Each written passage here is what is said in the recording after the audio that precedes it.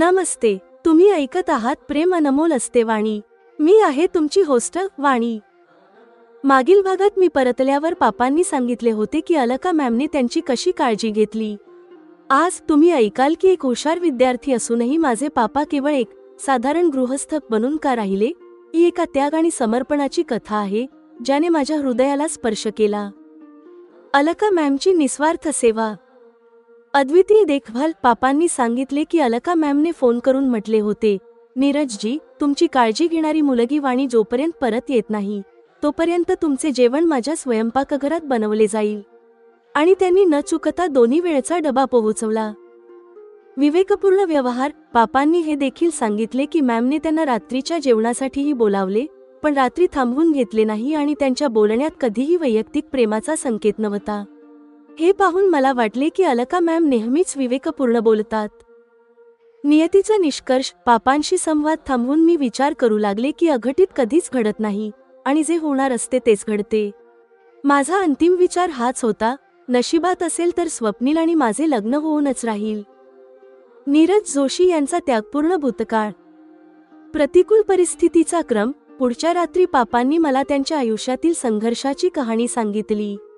बालपणात सर्व सुखद समृद्धी होती, पण कॉलेज प्रवेशाच्या वेळीच घरात दरोडा पडला आणि सर्व काही बदलले.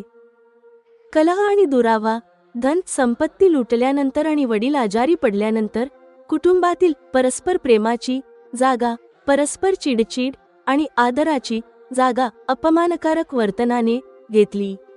मोठा भाऊ आणि दीदी वेगळे झाले आणि दीदीने वडिलांच्या निवृत्ती वेतनाच्या फायद्यांवर हक्क गाजवला. स्वप्नांचे बलिदान. अशा कठीण परिस्थितीत हुशार विद्यार्थी असलेल्या नीरजने सरकारी नोकरीचे प्रयत्न सोडले आणि कुटुंबाच्या उदरनिर्वाहासाठी एक छोटे पुस्तकांचे दुकान उघडले. वडिलांची इच्छा. वडिलांची नाजूक प्रकृती पाहून त्यांनी आईने सुचवलेल्या मुलीशी, माझी आई, केवळ वडिलांच्या इच्छेचा मान राखण्यासाठी लग्न केले. वडिलांच्या निधनानंतर नीरज आपल्या स्वप्नांचा पाठलाग करण्याऐवजी कौटुंबिक जबाबदाऱ्यांमध्ये अडकून एक साधारण गृहस्थ बनले. सत्य आणि आदराची भावना. पापांची कबुली. पापांनी मान्य केले की त्यांनी हे सर्व मला काळजी वाटू नये म्हणून लपवले होते आणि दीदीच्या वर्तनामुळे ते माझ्याबद्दलही थोडे पूर्वग्रह ठेवून होते. माझा नवीन दृष्टिकोन. पापांची कहाणी ऐकून माझे हृदय भरून आले. त्यांची संकुचित वृत्ती आता मला परिस्थितीमुळे निर्माण झालेली वाटली. त्यांच्या त्याग आणि समर्पणासमोर त्यांच्या उणीवा नगण्य वाटल्या. त्यांच्या चांगल्या गुणांच्या तुलनेत या उणीवा नगण्य आहेत. ते एक माणूसच तर आहेत. काही दोष त्यांच्यात नसते तर ते देव झाले नसते का. माझ्या पापांची ही संघर्षगाथा माझ्या मनात त्यांच्याबद्दल अधिक प्रेम आणि श्रद्धा निर्माण करून गेली आहे. पापांचा हा त्याग मला स्वप्नीलशी लग्न करून अमेरिकेला जाण्याच्या निर्णयावर पुनर्विचार करण्यास भाग पाडेल का. एका साधारण गृहस्थाच्या असाधारण त्यागाची ही कथा प्रेम अनमोल असते वाणी मध्ये तुम्ही ऐकाल. भाग 60. नियतीचे चक्र. नीरजजींचा संघर्ष आणि त्यागाची कथा. अलकाजी मला म्हणाल्या होत्या, नीरजजी, तुमची काळजी घेणारी मुलगी वाणी जोपर्यंत परत येत नाही तोपर्यंत तुमचे जेवण माझ्या स्वयंपाकघरात बनवले जाईल. तुमच्या सोयीनुसार घर किंवा दुकान जिथे सांगाल तिथे माझ्याकडून डबा पोहोचवला जाईल. अलकाजींनी जसे म्हटले होते तसेच त्यांनी न चुकता पाळले सुद्धा. त्यांचा एक कर्मचारी मी सांगितलेल्या वेळी आणि ठिकाणी दररोज दोन्ही वेळ डबा घेऊन येत असे. पापांच्या बोलण्यात मॅमबद्दलची कृतज्ञता स्पष्ट जाणवत आहे. या दिवसाआधी तुम्ही कधी मॅमच्या घरी गेला होतात का, मी विचारले आहे. हो, शनिवारी बहिणजींनी मला त्यांच्या घरी रात्रीच्या जेवणासाठी बोलावले होते. तेव्हा दोनदा मी त्यांच्या घरी गेलो होतो.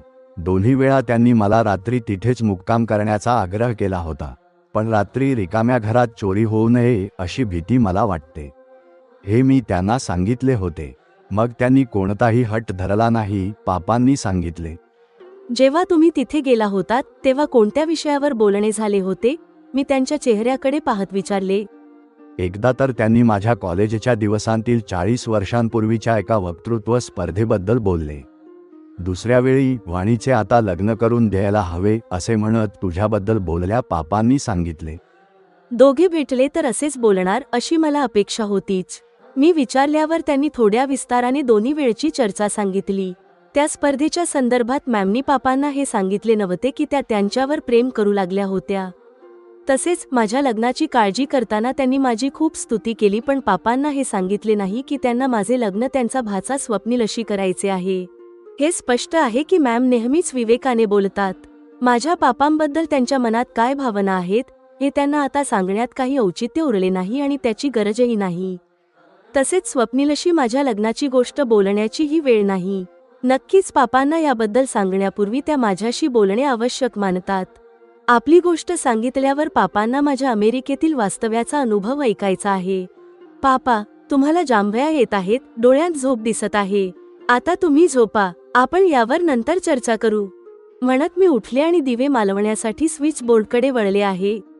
बेटा, मी वॉशरूममधून आल्यावर दिवे मालवतो. पापा उठून वॉशरूमकडे गेले आहेत. मी माझ्या खोलीकडे जाताना विचार करत आहे की मी पापांना विचारेन, अभ्यासात इतके हुशार असूनही नंतर तुम्ही एक साधारण गृहस्थ का बनून राहिलात? खोलीत पोहोचून मी बेडवर पडले आहे. मी कल्पना करू लागले, जर पापा आणि मॅमचे लग्न झाले असते तर काय काय बदलले असते. मला वाटले मग तर स्वप्नीलशी माझ्या लग्नाची शक्यताच उरली नसती. मग मनात प्रश्न आला, जर पापांचे लग्न मॅमशी झाले असते तर त्यांची मुलगी मीच असते याची काय खात्री? जर असे झाले असते तर काय झाले असते? शेवटी मी या निष्कर्षावर पोहोचले की असा विचार करणेच व्यर्थ आहे. खरे तर अघटित कधीच घडत नाही. माणसाने कितीही प्रयत्न केले तरी जे होणार असते तेच घडते. मी ठरवले तरी मी लग्न करणार नाही असे विचार करून काही होणार नाही. नशिबात असेल तर स्वप्नील आणि माझे लग्न होऊनच राहील. झोपण्यापूर्वी हाच माझा शेवटचा विचार होता. पुढच्या रात्री पापांच्या केवळ एक साधारण गृहस्थ राहून जाण्याची कहाणी मला त्यांच्याकडून अशा प्रकारे ऐकायला मिळाली. नीरज जोशी यांचे बालपण सर्व सुखसोयींत आणि अनुकूल परिस्थितीत गेले. नीरज आपल्या 3 भावंडांत सर्वात लहान. त्यांचे वडील तहसीलदार म्हणून मोठ्या सरकारी नोकरीत होते. समाजात त्यांच्या आई वडिलांचा मोठा मान होता. नीरज खूप हुशार विद्यार्थी होते. शाळेत त्यांचा नेहमीच पहिला क्रमांक येत असे. नीरज शाळेत असतानाच त्यांच्या थोरल्या भावाचे आणि दीदीचे लग्न झाले होते. तोपर्यंत नीरज आणि त्यांच्या कुटुंबाने कोणत्याही प्रतिकूल परिस्थितीचा सामना केला नव्हता. नीरजचे शालेय शिक्षण संपले आणि कॉलेज प्रवेशाची वेळ आली. त्याचवेळी वडिलांच्या कुटुंबात वेगाने बदल घडू लागले. अघटित घटनांचे सत्र सुरू झाले. एका रात्री त्यांच्या घरी दरोडा पडला. दरोडेखोरांनी आई वडिलांची सर्व संपत्ती आणि आई व वहिनीचे दागिने लुटून नेले. पोलीस तक्रार झाली पण गुन्हेगार सापडले नाहीत. वडिलांना याचा मोठा धक्का बसला. ते सतत आजारी राहू लागले आणि त्यांची नोकरी करणेही कठीण झाले. जोवर सर्व काही ठीक होते तोवर कुटुंबात प्रेम आणि आदर होता. दरोड्यानंतर कुटुंबात टंचाई निर्माण झाली. वडिलांची तब्येत बिघडल्याने अडचणीत भर पडली. एकेकाळी प्रेमाने राहणाऱ्या सदस्यांत भांडणे सुरू झाली. प्रेमाची जागा चिडचिडीने आणि आदराची जागा अपमानास्पद वर्तनाने घेतली. कुटुंबाला आणखी एक धक्का तेव्हा बसला जेव्हा कठीण काळात सोबत राहण्याऐवजी नीरजचे भाऊ पत्नीसह वेगळे राहायला गेले. दीदीनेही वडिलांच्या रिटायरमेंटच्या पैशांवर हक्क सांगितला. जो पैसा नीरजचे भविष्य आणि वडिलांच्या उपचारांसाठी कामाला आला असता त्याचा मोठा भाग दीदी आणि जिजाजींनी भांडून घेतला. इतके असूनही थोरला भाऊ आणि दीदी आई वडिलांपासून लांब राहिले. त्यांची प्रकृती बिघडलेली असतानाही ते साधी विचारपूस करायला आले नाहीत. अशा विपरीत परिस्थितीत नीरजने आपले शिक्षण कसे तरी पूर्ण केले. आधी त्यांनी सरकारी नोकरीचा प्रयत्न केला पण यश न दिसल्याने त्यांनी कुटुंबासाठी पुस्तकांचे छोटे दुकान उघडले. या दरम्यान वडिलांची प्रकृती अधिक बिघडली आणि ते अंथरुणाला खिळले. तेव्हा नीरजच्या आईने त्याला सांगितले, बेटा, तुझे वडील जिवंत असतानाच सुनेचे तोंड पाहू इच्छितात. ते म्हणतात, माझा काही भरवसा नाही, नीरजला लवकर लग्न करायला सांग. डोळे मिटण्यापूर्वी मला सुनेला पाहायचे आहे. वडिलांची स्थिती पाहून नीरजने त्यांच्या इच्छेचा मान राखण्याचा निर्णय घेतला आणि आईने सुचवलेल्या मुलीशी लग्न केले.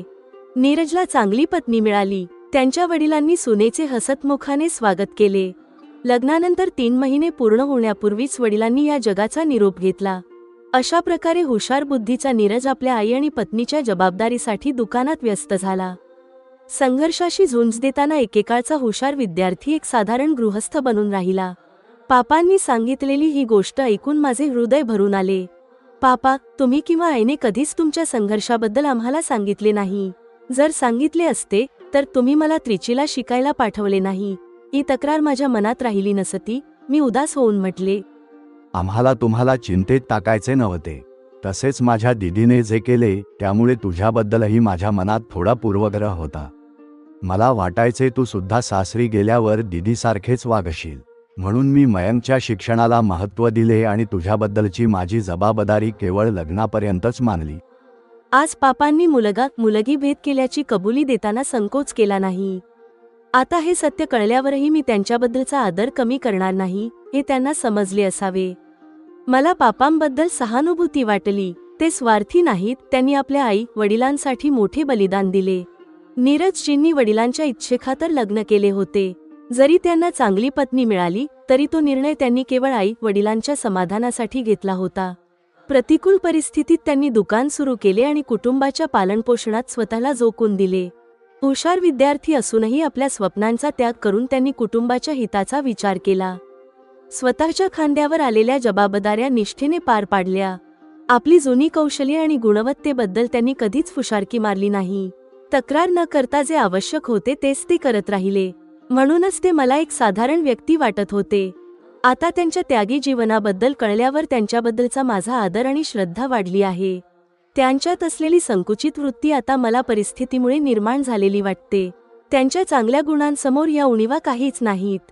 ते शेवटी एक माणूसच आहेत. जर दोष नसते तर ते देव झाले असते. जगातील सर्वोत्तम सादरीकरण निर्देश आणि जेमिनीची समीक्षा. भाग 60 समाप्त.